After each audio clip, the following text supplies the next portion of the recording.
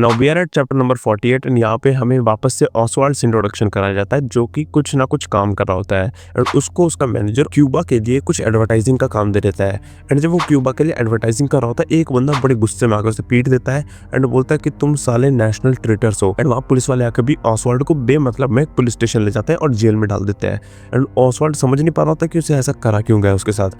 उसके बाद वहाँ पे एक हायर रैंकिंग ऑफिसर आता है जो कि बोलता है कि ठीक है तू निकल सकता है यहाँ से। एंड ऑसवाल्ड बोलता है कि कैसे निकाल रहा है अचानक से, मेरी बेल दी किसने। एंड उसके बाद वो बोलता है मेरे को पता नहीं तेरी बेल किसने दी है, बट मुझे इतना जरूर पता है कि तेरे लिंक्स कुछ हाई रैंकिंग लोगों से पक्का है, तो तू यहाँ से निकल सकता है। एंड वो उससे पूछता भी है कि तेरी वाइफ कहाँ पे है। एंड ऑसवाल्ड बोलता है वो डैलस में है। एंड वो बोलता है कि जा तू उसके साथ आराम से जी, इन दी एंड तू बस एक पपेट और हुडलम है। ये बात सुन के काफी ज्यादा इफेक्ट होता है ऑसवाल्ड, क्योंकि उसके दिमाग में तो काफी टाइम से द कंट्री हीरो चल रहा है, बट उसके बाद वो वहां से निकल जाता है। एंड उसके बाद हम देखते हैं उस हाई रैंकिंग ऑफिसर को ऑसवाल्ड की बेल फीने ने दी थी।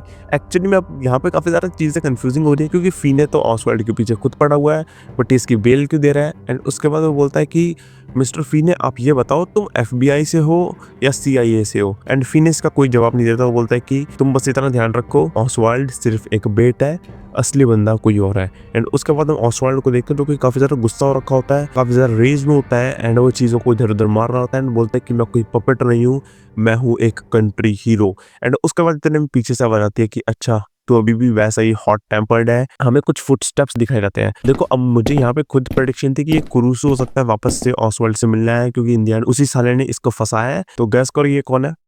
ये था Kevin Yamagata. And chapter 48 and होता है ऑसवाल्ड के एक और क्वेश्चन के साथ कि who are you. Now chapter 49 शुरू होता है वापस एक पास्ट इवेंट के साथ, जहाँ पे केविन यामागाटा डैलस आता है एंड वो पहुंचता है ली ऑसवाल्ड की वाइफ के घर पे। एंड वो बोलता है कि मैं काफी टाइम से तुम्हारे हस्बैंड का एड्रेस ढूंढ रहा था, मैं पहले भी तुमसे मिलने आया था बट तुम वहां से शिफ्ट हो चुके थे, जो कि हम विलीबैट वॉल्यूम्स नंबर 5 में देख चुके थे आई गेस। एंड उसके बाद उन लोगों की बात हो रही होती है एंड केविन बोलता है क्या तुम बोलती हो। वो बोलते हैं कि मैं रशियन बोलती हूँ सिर्फ और सिर्फ। एंड उसके बाद वो बोलता है कि मैं तुम्हारे हस्बैंड को काफी टाइम से ढूंढ रहा हूँ। एंड उसके बाद केविन स्पॉट करता है विलीबैट की एक न्यू मांगा, जो कि एक्चुअली में चक कल्किन ने बना रखी होती है। एंड उसके बाद वो देखता है उसे एंड थोड़ा सा सरप्राइज होता है। एंड इतने में उसकी वाइफ बोलती है कि ली को ये कॉमिक्स बहुत पसंद है, ये मेरी इंग्लिश टेक्स्ट बुक है, बट ली बोलता है कि ये एक फेक है। एंड केविन बोलता है कि हाँ सच है, ये एक फेक तो है। एंड इतने में उसकी वाइफ बोलती है कि तुम मुझे ली की याद दिलाते हो। तो यहाँ कुछ क्रेजी होने वाला है क्या? नहीं होने वाला भाई, कुछ एक्सपेक्ट मत करो, वो साला केविन अच्छा आदमी है। एंड उसके बाद हम जाते हैं वापस प्रेजेंट इवेंट पे, जहाँ ली और केविन बात कर रहे होते हैं एंड इनके बारे में कुछ भी बात कर रहे होते हैं ये लोग, केविन और ऑसवाल्ड। केविन बोलता है कि तुम्हें अकेला रहना पसंद है, तुम्हारी वाइफ ने ये बताया। एंड यही काफी ज्यादा कैजुअल चीज है अनटिल केविन बोलता है तुम उसे देख सकते हो ना, मैं भी देख सकता हूँ।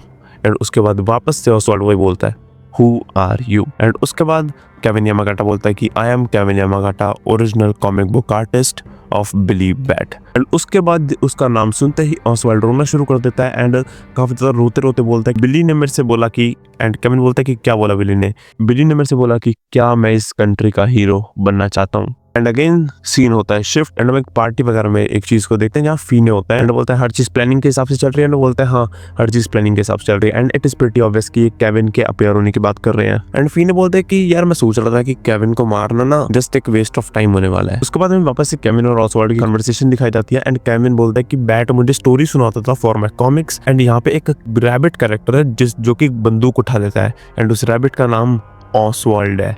एंड यही पूरा रीजन है कि केविन ने इतना लंबा सर्कल मारा just to find out the location of Oswald. Oswald उसे सारी चीजें बताता है कि कैसे बैट ने उसे शूट करने के लिए बोला, कैसे उसने उस प्रेसिडेंट की जान लेने की कई बार कोशिश करी। उसके बाद केविन कहता है कि बैट ने मेरे को कहा कि वो स्टोरी नहीं बनाना है, स्टोरी मैं खुद बना रहा हूँ एंड मैं ही इसे एंड करूंगा एक कंप्लीट वर्क में। एंड ये बोलने के बाद बैट डिसअपेयर हो गया। ये चीज हमें शायद वॉल्यूम नंबर 3 में दिखाई गई थी, मुझे ध्यान नहीं आ रहा, तुम लोग एक बार कमेंट में मुझे रिमाइंड जरूर करवाना। एंड उसके बाद केविन बोलता है कि अगर तुम्हें सर्वाइव करना है तो मेरी कॉमिक के लिस्ट से तुम्हें डिसअपेयर होना होगा, erase your name from history. And यहाँ पे हम देखते हैं कि केविन ऑसवाल्ड को बचाने के लिए यहाँ पे है। एंड ये नाओकी उरासावा सेंसे का लिखने का स्टाइल ही ऐसा है कि उनका जो मेन प्रोटैगनिस्ट होता है वो पूरा का पूरा पॉजिटिव कैरेक्टर होता है, चाहे तुम डॉक्टर टेन्मा का एग्जांपल देख लो या किसी का भी। बट इस बात से खुश होने की जगह ऑसवाल्ड काफी ज्यादा डर जाता है कि नहीं मैं डिसअपेयर नहीं होना चाहता, मैं हीरो बनना चाहता हूँ, कंट्री हीरो। एंड केविन उसे समझाने की कोशिश करता है। हम यहाँ देखते हैं कि ऑसवाल्ड को इस डिल्यूजन में सिर्फ और सिर्फ सिर्फ बिली बैट ने डाला है ताकि केविन कभी भी उसे सही राह पे ना ले जा पाए। एंड अब तुम समझ रहे हो कि पहले से बिली इसके यहाँ पे पूरी स्टोरी में क्यों आया, क्यों ऑसवाल्ड का इतना लंबा रोल दिखाया गया, बिकॉज ऑसवाल्ड अब पूरी तरह मैनिपुलेटेड है कि उसे कंट्री हीरो ही बनना है। एंड केविन उसे बोलता है कि तेरा डिसअपेयर होना एक अकेला तरीका है जिससे तू एक कंट्री हीरो बनेगा। फिर चैप्टर 50 शुरू होता है ऑसवाल्ड के डिल्यूजन से। वो रो रहा होता है, बोलता है कि नहीं, मैं एक मीनिंगफुल लाइफ जीना चाहता हूँ, मैं डिसअपेयर नहीं होना चाहता। And it is a pretty obvious nature of a human कि वो अपना नाम, अपनी एग्जिस्टेंस को कभी भी गायब नहीं करना चाहता। एंड इसे देख के केविन भी इसे देख रहा होता है। एंड उसके बाद ऑसवाल्ड थोड़ा सा डिटरमिन होता है और बोलता है नहीं, I am going to be a hero. यानी कि इसका मतलब ऑसवाल्ड और केविन के पाथ अलग अलग होने वाले हैं जल्द ही। केविन बोलता है कि ऑसवाल्ड पर, ऑसवाल्ड बोलता है नहीं, मैं अलेक्जेंडर द ग्रेट बनूंगा, मैं सीजर बनूंगा, मैं नेपोलियन बनूंगा। एंड केविन बोलता है कि बट उन लोगों की स्टोरीज में सबकी एक बैड एंडिंग थी। एंड ऑसवाल्ड बोलता है नहीं नहीं, मेरे पास कुछ है, आई हैव समथिंग। केविन बोलता है then become something with your strength. ये तुझे बैट कंट्रोल कर रहा है एंड मैंने डिसाइड कर लिया है कि तेरी लाइफ को बैट और कंट्रोल नहीं करेगा। एंड केविन बोलता है कि कॉमिक बुक का आर्टिस्ट मैं हूँ, तेरी लाइफ को बैट नहीं मैं डिसाइड करूंगा। And it was pretty bold to be honest. So Kevin के इतने बोल्ड स्टेटमेंट्स के बाद हम देखते हैं कि कुछ लौंडे होते हैं दो, ये इन्हें स्पेक्टेट कर रहे होते हैं और बोल रहे होते हैं कि देखो उसने एक प्यारे बच्चे को रुला दिया। क्योंकि अब ऑसवाल्ड काफी ज्यादा रो रहा होता है एंड वो काफी ज्यादा एक डायलेमा में हो जाता है केविन की पूरी स्पीच के बाद। उसके बाद सीन शिफ्ट होता है एंड वी सी ऑसवाल्ड जो कि अपने घर पे जा रहा होता है, वो काफी ज्यादा डिप्रेस्ड सा साउंड कर रहा होता है। देन ऑसवाल्ड कॉल करता है अपनी वाइफ मरीना को एंड उसको अपने साथ आके रहने को बोलता है। उसके बाद हम देखते हैं ऑसवाल्ड अपनी कॉल वॉल करके वापस से अपने घर के अंदर जाता है जहाँ वो रेंटेड रह रहा होता है। एंड उसे दिखती है बिली बैट।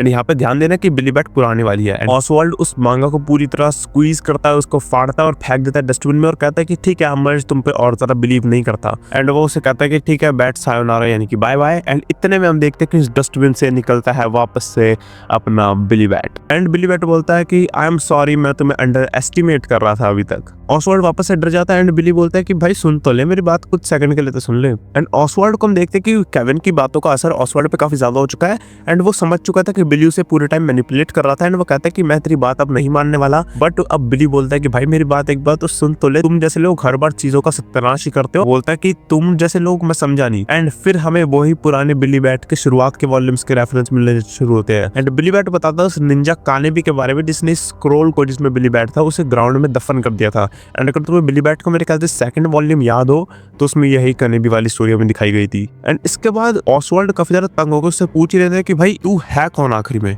एंड बिली बोलता है मैं, भाई अगर तुम्हें सिंपल टर्म्स में मैं समझाने की कोशिश करूं तो मैं एक एडमिनिस्ट्रेटर हूँ। बिली कहता है बिल्कुल वैसा एडमिनिस्ट्रेटर जैसे अभी उस औरत ने तेरे को फोन पे बात करते हुए डांटा था, सेम उसी तरह मैं एक एडमिनिस्ट्रेटर हूँ। एंड वो कहता है कि चल ठीक है, मैं ढंग से बताऊं तो मैं एक गाइड की तरह हूँ तेरे लिए, इस ह्यूमन रेस की शुरुआत से लेके इस ह्यूमन रेस के एंड तक। अगर किसी को भी हीरो बनना होता है तो वो मेरे पास आता है। नाउ बिली से बोलता है कि ठीक है अब जल्दी करो और जा। अरे वो बोलता है कहाँ जाऊँ? वो बोलता है उस कॉमिक बुक आर्टिस्ट केविन के पास। वो बोलता है क्योंकि अगर केविन को कुछ हुआ तो ह्यूमन रेस का एंड मेरी एक्सपेक्टेशन से भी पहले हो जाएगा। एंड हम ऑसवाल्ड को इस पैनल में देखते हैं एंड यहाँ पे समझ आ जाता है कि ऑसवाल्ड वापस से बिली के द्वारा मैनिपुलेट कर दिया गया है। एंड क्या पता हम भी बिली के द्वारा मैनिपुलेट कर दे गए हैं, क्योंकि यहाँ पे समझ आ नहीं रहा कि बिली सच बोल रहा है या झूठ बोल रहा है। काफी कंफ्यूजिंग से हम सेट पे है इस टाइम। इसके बाद हम केविन को देखते हैं जो कि कहता है कि ठीक है फाइनली अब मैं खुद की कॉमिक्स बना सकता हूँ बिना किसी के कंट्रोल के अंदर है। एंड जैसा मुझे ठीक लगे मैं खुद का बिली बैट बना सकता हूँ। मैं बना सकता हूँ the real Billy Bat, the real true Billy Bat, जो कि सिर्फ मेरे हाथों से बनाया जा सकता है, क्योंकि बिली बैट सिर्फ मेरा है। एंड उसके बाद हम उसी बंदे को स्पॉट करते हैं जो कि दूर से केविन और ऑसवाल्ड को देख रहा होता है। एंड वो सीधे के सीधे एक गन केविन के सर पे लगा देता है। एंड यहाँ पे होता है चैप्टर 50 एंड यहाँ पे हम वॉल्यूम तो खत्म नहीं होती, बट मेरे ख्याल से ये क्लिफ हैंगर छोड़ने का बहुत बढ़िया मौका है, तो मैं उसे क्यों वेस्ट करूँ। तो यहाँ पे हम करते हैं वॉल्यूम नंबर 6 को खत्म। एंड अगर तुम लोगों को ये वीडियो पसंद आई तो सब्सक्राइब जरूर कर लेना, क्योंकि चैनल पे और वीडियोस आ रही है। बिली बैट को हम और आगे कंटिन्यू करने वाले हैं और तुम्हें ऐसी बढ़िया वीडियोस तो देखने को मिलती रहती है। बाय द वे उस मॉन्स्टर एंड लाइट एगामी वाली वीडियो पे सपोर्ट करने के लिए थैंक यू सो मच। मुझे एक्सपेक्टेड नहीं था कि ऐसे कुछ वीडियोस पे भी तुम रिस्पॉन्स अच्छा दोगे।